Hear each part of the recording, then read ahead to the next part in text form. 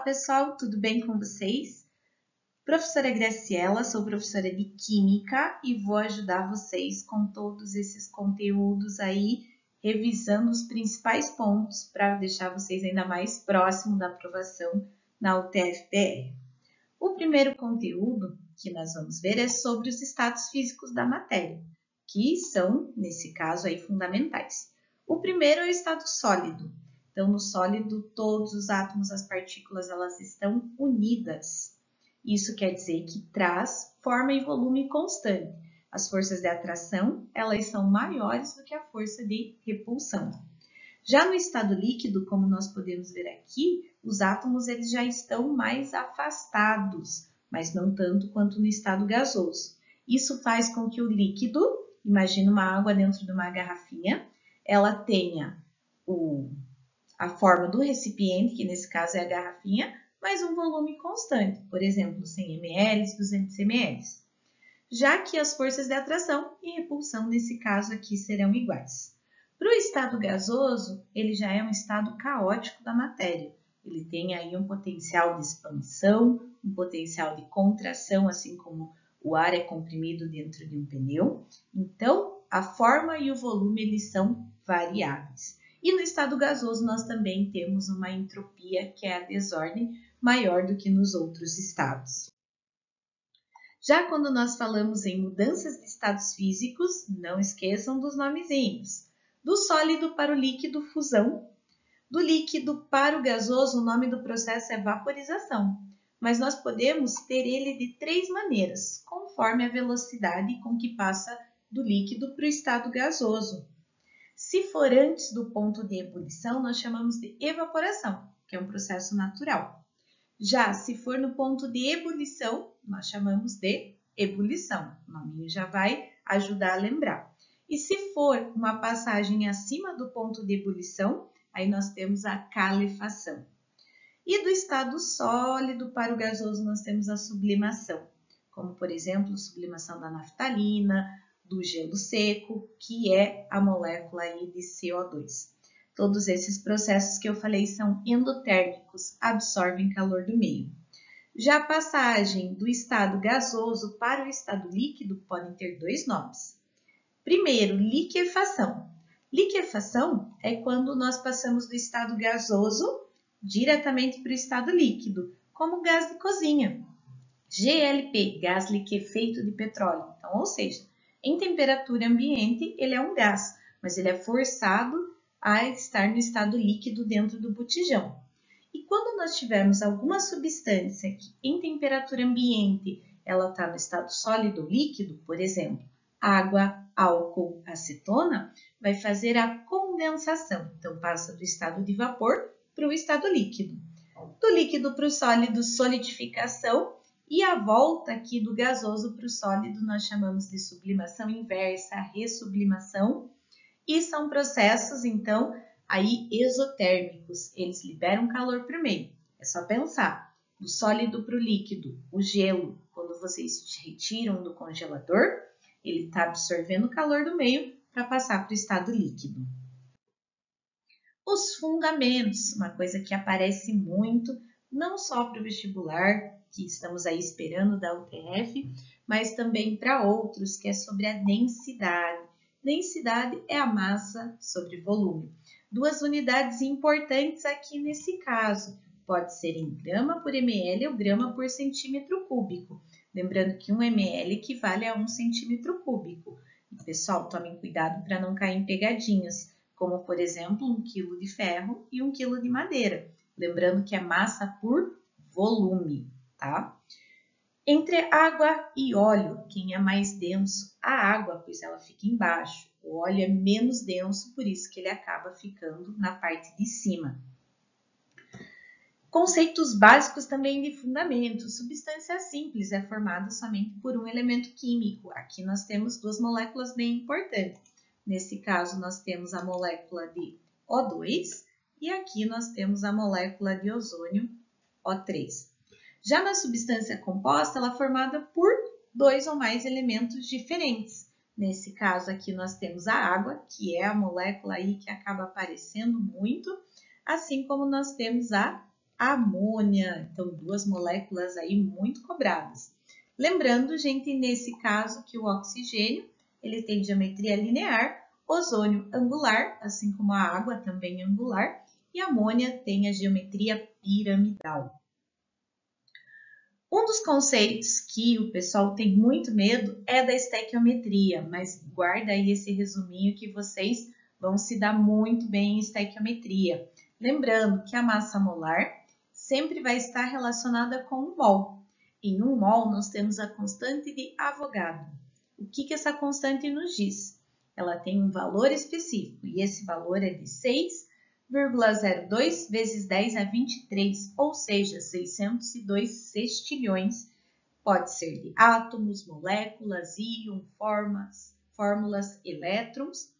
E se for um gás na CNTP, ele vai ter o valor de 22,4 litros. Então, tem que ser um gás.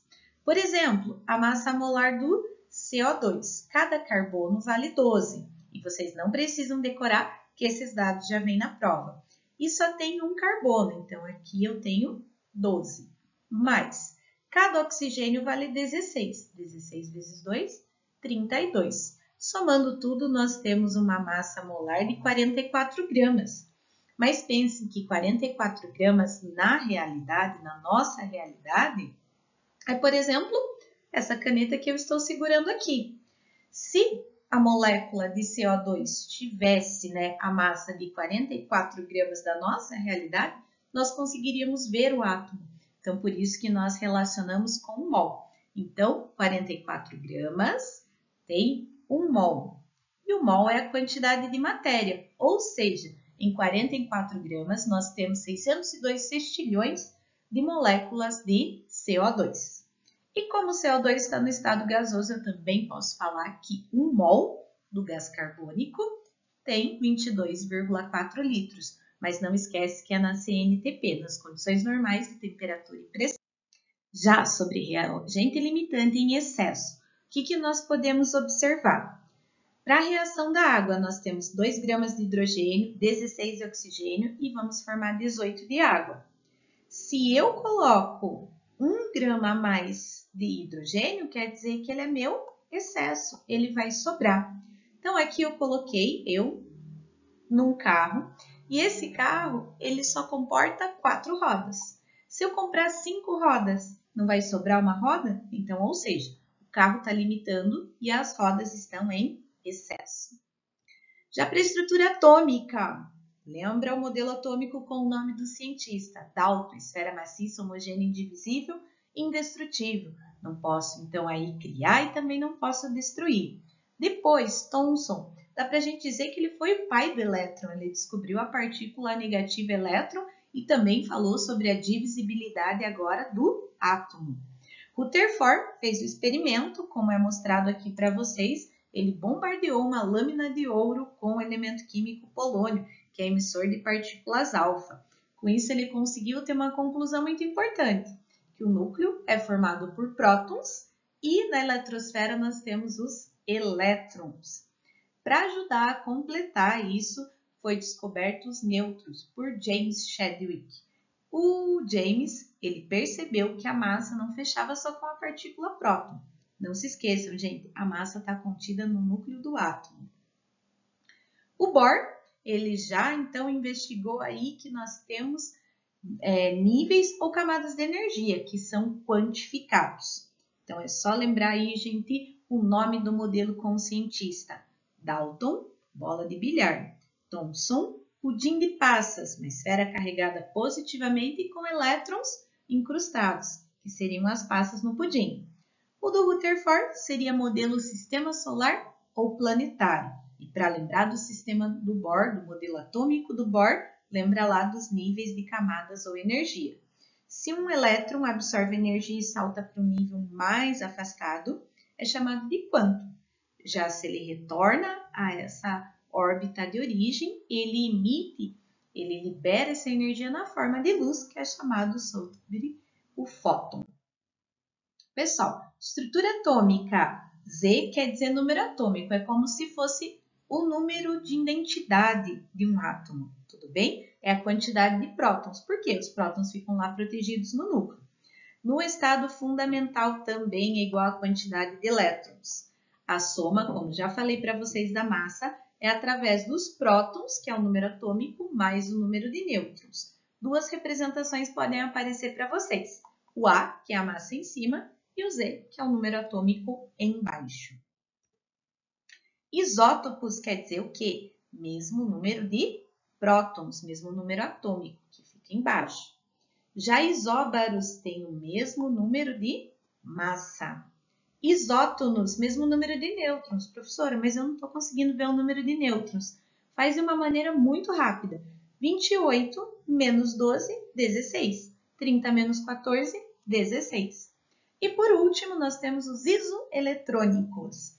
Nesse caso aqui, o A tem 12 prótons, 12 elétrons. Então, 12 elétrons. Aqui tem 14 prótons, mas ele está doando carga positiva a cátion. Então, ele fica com 12 elétrons também.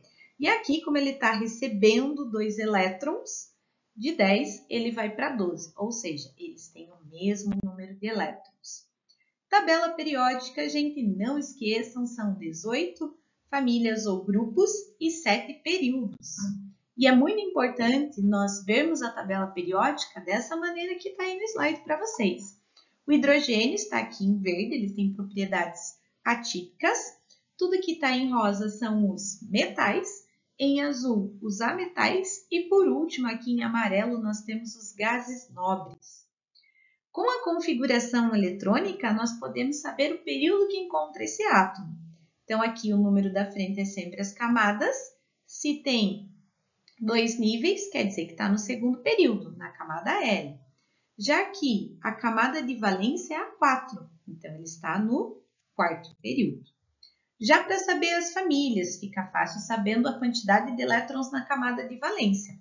Se termina em S1, é da família 1A, mas família 1A já é um nome mais antiguinho, então é grupo 1.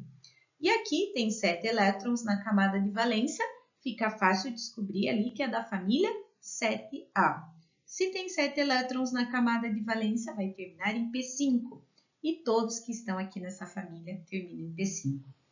Alguns nomezinhos importantes. Grupo 1, metais alcalinos. Grupo 2, alcalinos terrosos. Grupo 16, calcogênios. Grupo 17, halogênios. E por último, os gases nobres. Pessoal, quem tem maior raio atômico? O frâncio. Quem tem maior energia ou potencial de ionização? É o hélio. Volume atômico já vai para as duas extremidades, mas também aumenta com a quantidade ali dos níveis de energia, assim como o raio atômico. Densidade, nós temos 2 elementos aqui representando que são os mais densos, ósmio e o irídio. Já, se formos pensar em afinidade eletrônica ou eletroafinidade, nós temos o cloro, que tem essa maior afinidade eletrônica. Quem tem maior eletronegatividade, ou seja, atrai para si os elétrons da ligação, é o flúor. Lembra lá do Fon. Fon, Klibrisky, pH. Mas lembra do flúor, oxigênio e nitrogênio principalmente. Eletropositividade, nós temos o frâncio. E já, se pensarmos em reatividade química, vai ser tanto o frâncio e o flúor. Ou seja, são elementos que têm a tendência em reagir. Então, aqui, pessoal, nós temos aí os gases nobres. Os átomos, eles tentam imitar essa estabilidade dos gases nobres. O hélio é o único que tem 2 elétrons na camada de valência. E quem tenta imitar ele é o hidrogênio. Já os outros, eles têm 8 elétrons na camada de valência, chamada a regra do octeto. Para as ligações químicas, serão 3. As iônicas, que é basicamente entre um metal e um ametal, mas não esquece que nós não podemos generalizar e, na verdade, é quando tem uma diferença de eletronegatividade acima de 1,6. Já as ligações covalentes são entre ametais e o processo é compartilhamento de elétrons, diferente da ligação iônica, que é a transferência eletrônica, onde tem um átomo que doa e outro que recebe. E por último, a ligação metálica vai ser um mar de elétrons, porque eles querem doar e ninguém quer receber. Sobre as funções químicas, Pessoal, fica ligado. Ácidos eles vão começar com hidrogênio, com exceção da água. Mas não esquece que vai ter esse radical H+. Bases terminam com OH. Entre ácidos e bases tem alguns exemplos importantes. Ácido clorídrico, ácido sulfúrico, ácido nítrico, fosfórico e ácido carbônico. Fica ligado nesses 5 principais. De bases, hidróxido de sódio, hidróxido de magnésio, hidróxido de alumínio. Não esquece delas. E já aqui para os sais, o cloreto de sódio, o bicarbonato de sódio são bem famosos, assim como o hipoclorito de sódio. Um sal que tem aparecido muito nos últimos vestibulares é o sulfato de sódio. Então, se liga neles. O sal vem de uma reação entre um ácido e uma base. Por isso, ele vai ter um cátion diferente de H+, que é o hidrogênio, e um ânion diferente da hidroxila. E, por último, os óxidos eles são compostos binários, nos quais o oxigênio é o mais eletronegativo. A água, gás carbônico são exemplos aí de óxido.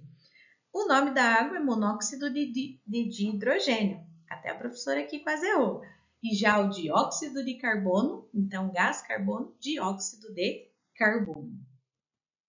Soluções. Se tiver um coeficiente de solubilidade, que é a quantidade máxima de soluto que aquele solvente consegue solubilizar, nós temos uma solução saturada. Se a gente tiver uma quantidade menor de soluto do que a esperada, do que a do coeficiente, inferior, insaturada. A saturada com corpo de fundo, nós não vamos mexer na temperatura. Adicionamos mais e o excesso acaba precipitando.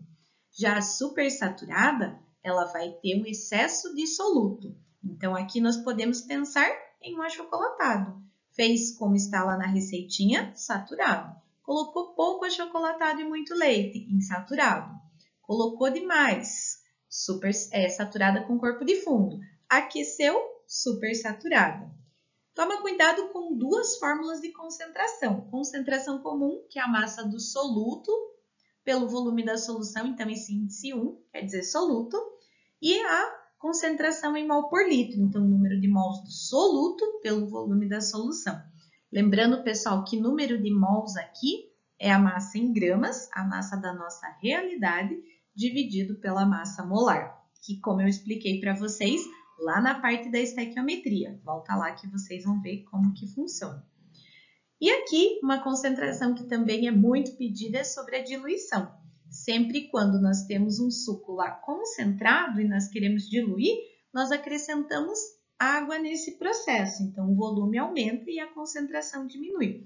Por isso, a fórmula é concentração inicial vezes o volume inicial igual a concentração final vezes o volume final.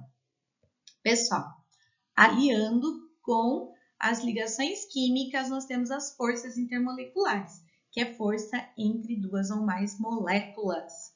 Então, nesse caso, se as moléculas forem apolares, nós temos o dipolo induzido e dipolo induzido. Se as moléculas forem polares, dipolo-dipolo, que é o dipolo permanente. Porém, presta muita atenção, se ela for polar e estiver ligada ao flúor, oxigênio ou nitrogênio, vai ser ligação de hidrogênio, que antigamente nós chamávamos de ponte de hidrogênio. Na termoquímica, o que nós precisamos lembrar? Endo, ΔH positivo, ou seja, absorve o calor do meio. Exo, ΔH negativo, libera calor para o meio. A sensação do endo é de resfriamento e a sensação em volta de uma reação exotérmica de aquecimento. A variação de entalpia, que é o conteúdo global da energia de um sistema, ela é calculada, a entalpia final menos a entalpia inicial. Lembrando que a entalpia final é a entalpia dos produtos, entalpia inicial é a entalpia dos reagentes. Na cinética química, nós vamos estudar as velocidades de uma reação química.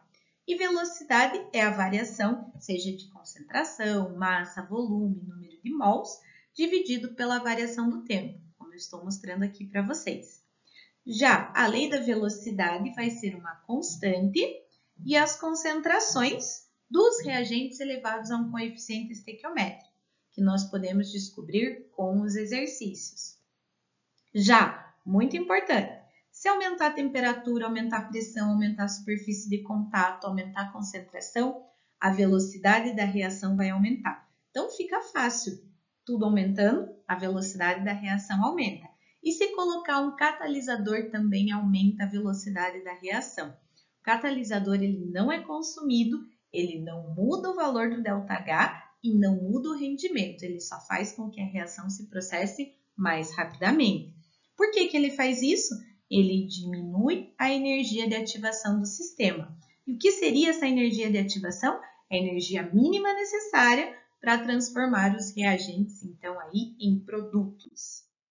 Para o equilíbrio químico, não esquece lá, são reações reversíveis, nas quais as concentrações no momento de equilíbrio vão ser constantes e as velocidades iguais.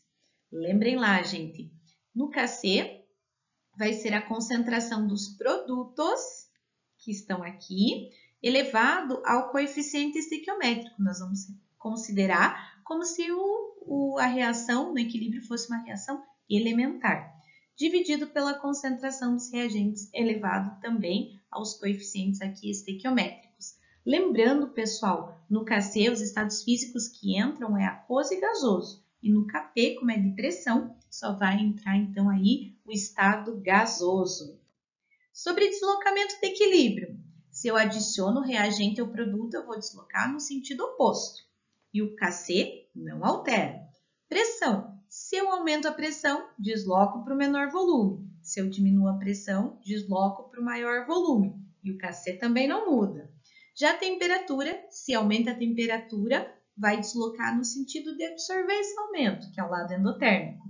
Se diminui a temperatura, vai deslocar no sentido que libera esse calor. E nesse caso, nós temos mudança no KC. Sempre que a direta for endotérmica, se aumenta a temperatura, aumenta o KC. Sempre quando a direta for exotérmica, se aumenta a temperatura, o KC vai diminuir. Já se adicionarmos um catalisador ou ainda um gás inerte, esse equilíbrio não se altera. Na parte de eletroquímica, gente, não esquece alguns macetinhos. O par, que oxida, perde elétrons, aumenta o NOx, é o agente redutor. Quem reduz, ganha elétrons, diminui o NOx e é o agente oxidante. Alguns macetinhos ajudam. Por exemplo, a pipoca. Na pilha, o positivo é o cátodo.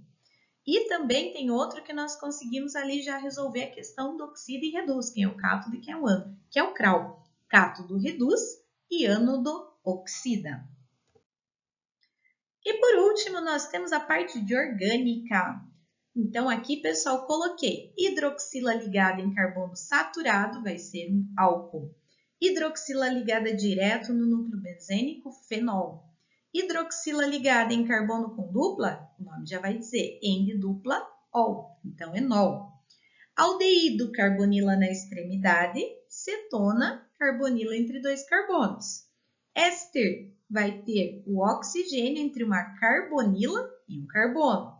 Éter, oxigênio entre dois carbonos. Ácido carboxílico tem a carbonila mais a hidroxila, ou seja, a carboxila. Amina, nós vamos ter o nitrogênio. E os haletos orgânicos, então, aí vai ser flúor, cloro, bromo ou iodo na estruturinha. Para diferenciar bem, gente, carbonila de aldeído na extremidade, carbonila de cetona, está entre dois carbonos. Carbonila de ácido carboxílico, está com a hidroxila. Diéster, carbonila, vai estar ligada ao oxigênio. E o oxigênio é um outro carbono, então seja oxigênio entre carbono e carbonila. Anidrido, oxigênio entre duas carbonilas. E amida, a carbonila ligada direto no nitrogênio. Pessoal, isomeria em compostos orgânicos. Lembrem lá, aplanar podem ser 5. Cadeia, posição, metameria ou compensação, função e ainda tautomeria. Se for de cadeia, muda de aberta para fechada, normal para ramificada. Nesse caso aqui, se for de posição, pode mudar a posição de uma insaturação, um grupo funcional que esteja de maneira homogênea, presta bem atenção na palavrinha que eu falei, ou ainda um radical. Metameria, lembra lá dos ésteres e das aminas. Então, vai ter um heteroátomo. A difunção, o próprio nome já diz, vai mudar a função. Álcool e éter, aldeído, cetona, ácido carboxílico e éster. E por último, a tautomeria, que é um equilíbrio dinâmico entre um enol e uma acetona ou um enol e um aldeído. E também nós temos a do plano, ou seja, as do espaço. Aqui coloquei uma linha vermelha para vocês conseguirem ver o plano. Quando os ligantes, os iguais estão para o mesmo lado da molécula, ou seja, tem maiores números atômicos, nós temos a isomeria cis. E ligantes iguais para lados opostos, nós temos a isomeria trans. Já nesse caso aqui, da isomeria óptica, nós vamos ter o carbono quiral. E o que é esse carbono quiral assimétrico?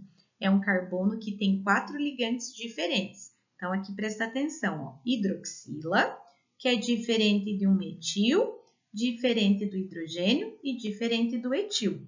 Para ficar mais rápido, gente, a resolução, carbono quiral não pode ser carbono com dupla, tripla, CH2 ou CH3. Fechou, pessoal? É isso, quero que vocês tenham um sucesso enorme nessa prova. Espero ter ajudado. Bons estudos e até a próxima!